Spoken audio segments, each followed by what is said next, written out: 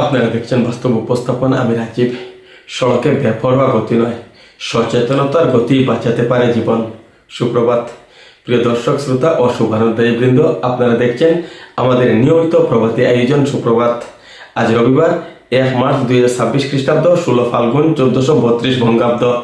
নতুন দিনের শুরু হোক সতর্কতা ও দায়িত্ববোধের প্রতিজ্ঞা নিয়ে। বরাক উপত্যকায় গত কয়েকদিনে একের পর এক সড়ক দুর্ঘটনা আমাদের গভীরভাবে নাড়া দিয়েছে। শনিবার সন্ধ্যা রাতে শিলচর আইজল জাতীয় সড়কের সৈয়দপুর চতুর্থ খণ্ড এলাকায় দ্রুত গতির গাড়ি ধাক্কায় প্রাণ হারিয়েছেন 30 বছরের যুবক শ্যামল দাস।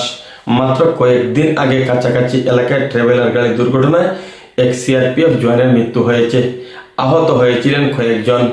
আবার মাত্র একদিন আগে জেলার জিরিঘাট থানা এলাকায় পাথর বোঝাই একটি ডাম্পার গাড়ি উল্টে গিয়ে 60 বছর বয়সী ব্যক্তির ঘটনাস্থলে মৃত্যু হয়। ঘন ঘন এ দুর্ঘটনা শুধু পরিসংখ্যান নয়, প্রতিটি ঘটনার পেছনে রয়েছে একটি পরিবার, একটি স্বপ্ন, একটি জীবন। প্রশ্ন উঠছে, অতিরিক্ত গতি কেন? মদ্যপ অবস্থায় গাড়ি চালানো কেন? ভারী যানবাহনের যথাযথ নিয়ন্ত্রণ ও নিয়ম মানা হচ্ছে না কেন?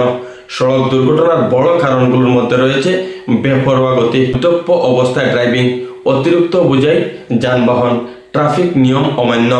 বন্ধুরা, মনে রাখবেন, স্টিয়ারিং হাতে নেওয়া মানে একটি জীবনের দায়িত্ব নেওয়া। সামান্য অসচেতনতা কেড়ে নিতে পারে নিজের বা অন্য কারোর প্রিয়জনের প্রাণ।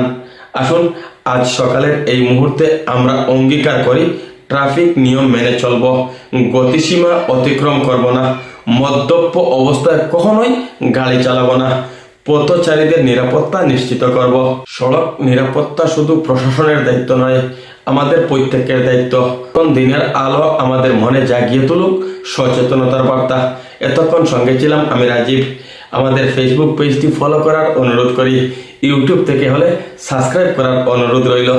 ভালো লাগলে ছড়িয়ে দেবেন বন্ধুদের মধ্যে। কমেন্টে মতামত জানাতে বলবেন না। আপনার একটি লাইক ও একটি কমেন্ট আমাদের উৎসাহিত করে। সুস্থ থাকুন, নিরাপদ থাকুন, সতর্ক থাকুন।